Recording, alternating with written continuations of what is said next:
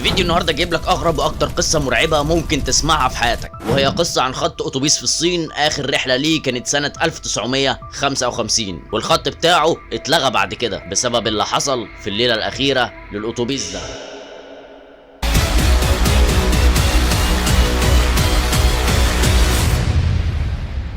بس قبل ما احكي لك القصه المرعبه دي، ما تنساش تشترك وتفعل الجرس وتدوس لايك. ويلا نرجع لقصه اتوبيس نص الليل، او زي ما بتقال عليه اتوبيس خط 375. الليله اللي بقول لك عليها دي هي ليله 14 نوفمبر 1955. كان في راجل عجوز واقف في محطه الاتوبيس مستني الاتوبيس يجي زي ما بيعمل كل يوم. وهو واقف جاله واحد تاني شاب كده صغير في السن، في نص العشرينات تقريبا، وقف معاه وفضلوا الاتنين مستنيين الاتوبيس لمده ساعه الا ربع تقريبا، وقعدوا يتكلموا شويه لحد ما الاتوبيس ما وصل. ولما الاتوبيس وصل طلعوا الاتنين ركبوا، وما كانش في الاتوبيس غير اتنين بس، السواق وكمساري. والكمساري ده كان واحده ست، مش راجل زي ما كل الناس متعوده. بس ده شيء عادي ومش مريب برضه. المريب جاي قدام لسه. الراجل العجوز قعد على الكرسي اللي ورا السواق على طول، والشاب صغير في السن قعد وراه بكرسيين. وبعد نص ساعه كده تقريبا السواق شاف اتنين بيشاوروا له عشان عايزين يركبوا، والراجل العجوز كمان كان مركز على الطريق وشاف الاتنين دول برضه. بس لما ركبوا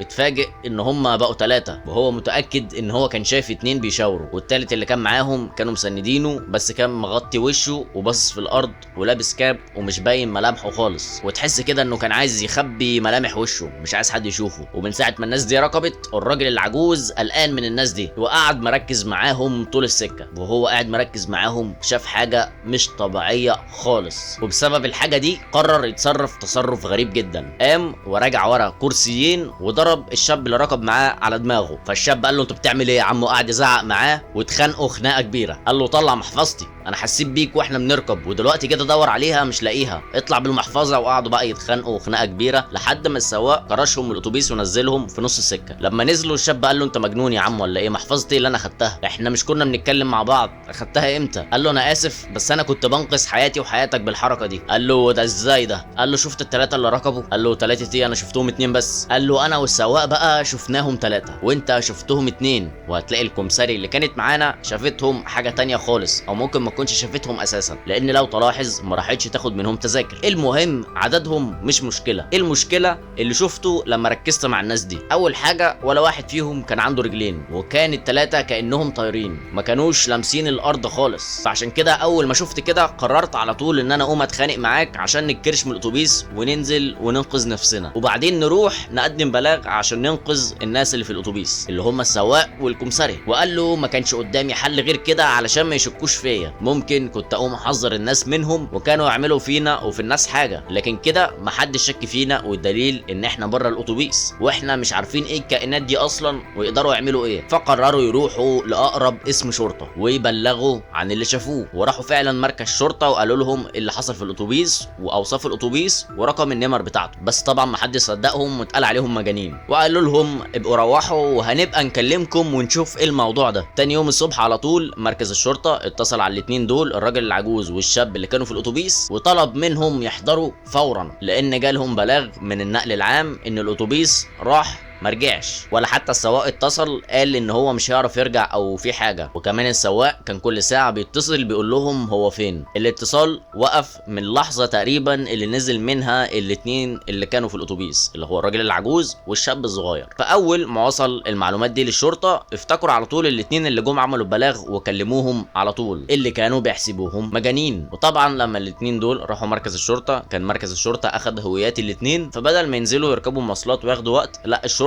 لما كلمتهم قالوا لهم ان هم هيبعتوا لهم عربيتين هياخدوهم ويجيبوهم بسرعه. كل اللي طلبوه منهم ان هم يجهزوا بسرعه و5 دقايق والعربيات هتكون عندهم. وهم بقى رايحين يدوروا على الاتوبيس اخدوا الاتنين معاهم. كان جاي لهم بلاغ ان في اتوبيس مريب واقف في مدينه تانية قريبه من المدينه اللي هم فيها، بس عشان الاتوبيس بتاع المدينه بتاعتهم فلازم مركز الشرطه اللي في المدينه دي يروح ينسق مع مركز الشرطه اللي في المدينه التانية، والاتنين يشوفوا مين دول وايه اللي بيحصل. ففعلا اخدوا الاتنين اللي كانوا في الاتوبيس معاهم، الراجل العجوز والشاب الصغير في السن، علشان يتعرفوا على الاتوبيس وعلى الناس اللي جوه الاتوبيس، لان الاتوبيس كان فيه جثث. واول ما قربوا على الاتوبيس الراجل العجوز والشاب الصغير قالوا لهم هو ده الاتوبيس، هو الشكل، هي النمر، بس الاتوبيس كان متدمر. ودي ودي كانت حالة الاتوبيس لما لقوه. ايوه اللي بحكيهولك ده قصة حقيقية وحصلت فعلا في الصين. طب ايه ده انت بتضحك علينا؟ 1955 والصورة ملونة. احب اقول لك ان الاتوبيس لحد دلوقتي متساب مكانه، فعادي هتلاقي له صور ملونة كتير كمان. اكتب على جوجل اتوبيس 375 هيطلع لك. بس انا عارف ان انا هلاقي السؤال ده في الكومنتات، فقلت ايه الحقه قبل ما حد يعمل لي فيها محقق كونان. نرجع بقى لقصتنا. لما بقى الشرطة طلعت الاتوبيس لقوا جثتين بس، الواحدة والواحد وبس. التلاتة اللي هم قالوا عليهم ما كانوش موجودين، والجثتين في الاغلب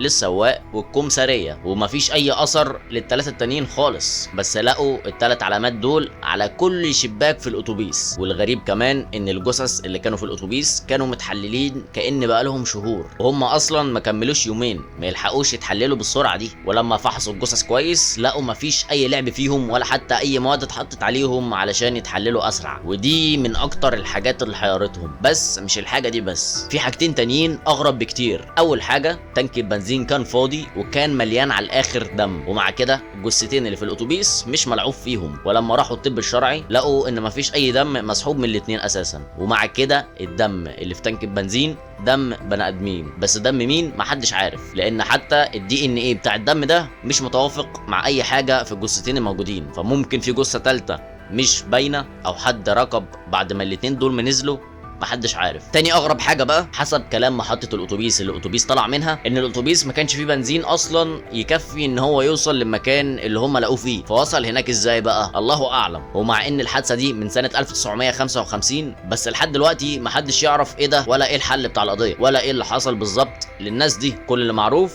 ان هم ماتوا بس، مفيش اي معلومات تانية. ومحدش راضي يصدق الراجل العجوز ولا الشاب بان اللي عمل كل ده 3 اشباح. ومن يومها الخط ده اتلغى اصلا، واي مدينه على الطريق بتاع الاتوبيس ده اتنقلت لمكان امان اكتر، لان مش معروف ايه اللي حصل وممكن يتكرر تاني. وبعيد عن كل الكعبله دي، الراجل العجوز والشاب اللي كانوا في الاتوبيس الاتنين ماتوا في نفس اليوم، بس ما كانوش مع بعض. ده كان كل واحد في مدينه مختلفه وكل واحد كان في بيته، بس الاتنين ماتوا في نفس اليوم في نفس اللحظه، ومحدش عارف سبب موتهم. وجثثهم برضو اتحللت بسرعه، مع ان لما الشرطه وصلت عشان تبص عليهم كان كل واحد جثته ما كملتش يوم اصلا. يوم ما مات يوم ما راحوا بصوا عليه. فتفتكر ده فعلا شغل عفاريت وكده، ولا دي مجرد اسطوره سبب انتشارها غرض معين؟ هو كده كده انا من الناس اللي مش بحب اركب قطارات، قطارات اللي هي جمع قطر. بعد القصه دي هيزيد عليهم كمان الاتوبيسات. اي مواصلات كبيره عموما انا مش بحبها. خلي بالك بقى لو انت بتحب تركب اتوبيسات كتير، كل ما تيجي تركب افتكر القصه دي، خلي بالك بقى على نفسك.